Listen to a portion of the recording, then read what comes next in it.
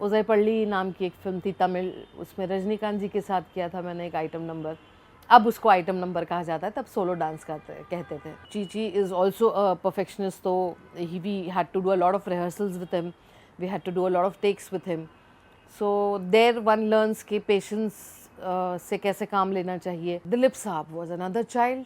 बच्चों के साथ वो बच्चा बन जाते थे, बड़ों के साथ वो बड़े, और जब टेक और रिहर्सल नहीं हो रही है तो he was another mischievous guy on the sets. Movie industry में सफ़र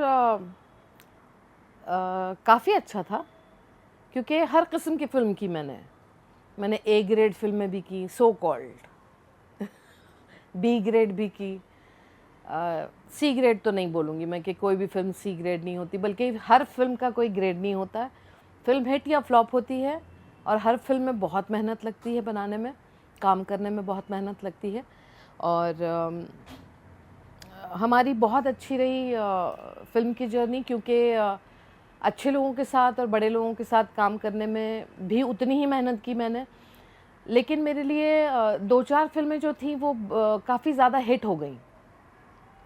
तो उससे क्या हुआ कि क्योंकि मैं टेलीविज़न भी कर रही थी साथ-साथ, तो I was very soon recognised by the normal, क्या कहते हैं, मासेस, और and appreciated. That is more important, more than recognition. मेरे ख्याल में जब अप्रिशिएट करता है ऑडियंस, जब आपको पब्लिक रास्ते पर रोककर सवाल पूछती है या फ़ोटो खींचना चाहती है या आपका ऑटोग्राफ लेना चाहती है, कि 100 के नोट पे या 10 के नोट पे या जो भी हो, कागज़ के टुकड़े पे ही सही, लेकिन जब वो सब चीज़ें होती हैं तो बड़ा अच्छा लगता है कि अरे देन यू फील कि yes you are being recognised, you are being, people know you, people have started appreciating you.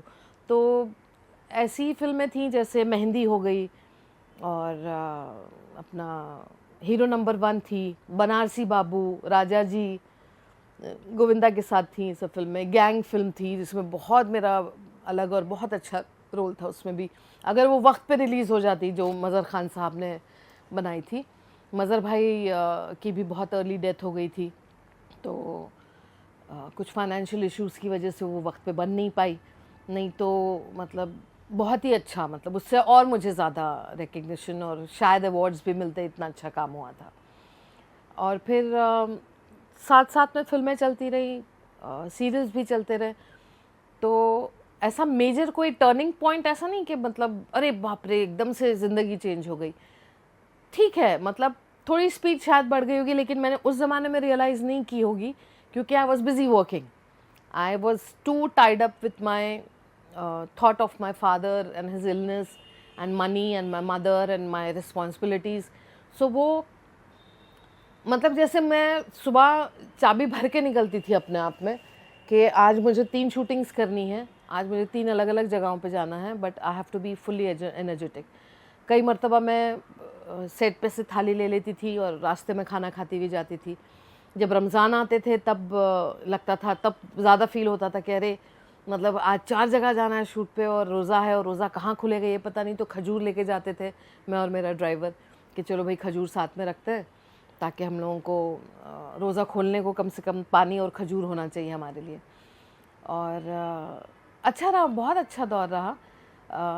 कुछ फिल्में तो ऐसी भी रही जो जिनमें मैंने सोलो डांसेस के, जो लोगों को यकीन नहीं होता था कि मैं डांस कर सकती हूँ, क्योंकि उस तरह के रोल्स किए नहीं थे। तो फिर मैंने साउथ की फ़िल्मों से शुरू किया था। साउथ में भी मैंने सोलो गाने किए, जैसे उज़य पल्ली नाम की एक फ़िल्म थी तमिल, उसमें रजनीकांत जी के साथ किया था मैंने एक आइटम नंबर। अब उसको आइटम नंबर कहा जाता है, तब सोलो डांस कहते थे। तो वो किया, फिर और 2-4 गाने किए। आई लव इंडिया, उसमें किया था सोलो डांस जॉन मास्टर के साथ। तो इस तरह से फिर वो मतलब खिचड़ी पक रही थी मेरी, जहाँ मैं हर किस्म के रोल कर रही थी। मैं बहन भी बन रही थी, मैं हीरोइन भी प्ले कर रही थी, मैं सेकंड लीड भी कर रही थी, मैं भाभी भी प्ले कर रही थी। गैंग में मैं सबकी बहन होती हूँ, तो I was playing, I played sister to Jackie in about 4-5 films. Chauraha film में मैं थी, वो भी एक अच्छी फिल्म थी। और इसी तरह से फिर वो सीरियल, टीवी सीरियल, फिल्म्स, इस तरह से मैं करती चली गई फिर काम। खट्टे मीठे एक्सपीरियंसेस कहते हैं ना, सिर्फ जो वेटिंग पीरियड होता था हमारे लिए वो बड़ा टायरिंग होता था, कि चीची भैया टाइम पे आ जाओ, सिर्फ वही होता था। लेकिन बहुत अच्छा एक्सपीरियंस रहा, हम लोग बहुत इन्जॉय किया करते थे apart from just working. In between Chichi बहुत मस्तीखोर थे, तो कुछ ना कुछ मस्ती चलती रहती थी। कादर भाई के साथ बहुत काम हुआ है, तो कादर भाई also use to be part of Govinda team. Shakti Kapoor was another very, who is still a very good friend. तो हम लोग सब बदमाशों की टोली हो जाती थी अगर, तो फिर वो तो मस्ती करनी ही करनी है और काम तो खैर करना ही है। Like Chichi is also a perfectionist, तो we had to do a lot of rehearsals with him, we had to do a lot of takes with him. So there one learns के पेशेंस से कैसे काम लेना चाहिए। आप थक नहीं सकते, आपको पेशेंस दिखाना है क्योंकि सामने वाला परफेक्ट शॉट देना चाह रहा है, तो उसमें हमारा भी काम पॉलिश होता चला जाता था। So that was the tiring part but learning part also at the same time. तो working with Govinda was beautiful experience and I enjoyed a lot with Jackie also. Jackie, Nana Patekar, they were also wonderful को actors के जो boost देते थे कि नहीं है। Like नाना always used to tell me मोटी, जबकि मैं तब बहुत पतली हो चुकी थी, लेकिन फिर भी मेरा नाम पड़ ही गया था वो अब भी मैंने मेंटेन किया हुआ है। तो ही ऑलवेज यूज्ड टू से कि मोटी सीखने का सगळं काम करायचं, सगळं काम करायचं, स्पॉट बॉयचं काम पण करायचं, असिस्टंटचं काम पण करायचं आणि शिकायचं। सीख, देख देख के सब सीख, सबका काम, एक्टिंग भी सीखने का, सब सीखने का एक्सपीरियंस होना चाहिए। And he was a darling. And I work with Dilip साहब, I worked with Nutan ji. It was a film called Kanun Apna Apna. So working with these legends was like another high, another kick you used to get. के just looking at them is enough. You don't have to do anything. You just look at them, what they are doing, and आपका एक chapter learn कर लिया आपने, अब second chapter शुरू करो। ऐसा experience था। नूतन जी सुबह आके अपना जो टाइम पर वो साड़ी पहन कर बैठी, सेट पर से जाना नहीं कहीं, अपना चुपचाप बैठे में हमारे से बातें हो रही हैं, गाने गाते थे हम लोग, बहुत अच्छा गाती थी वो। तो अंताक्षरी खेलते थे हम लोग, मैं, माधुरी, नूतन जी, प्रियंका।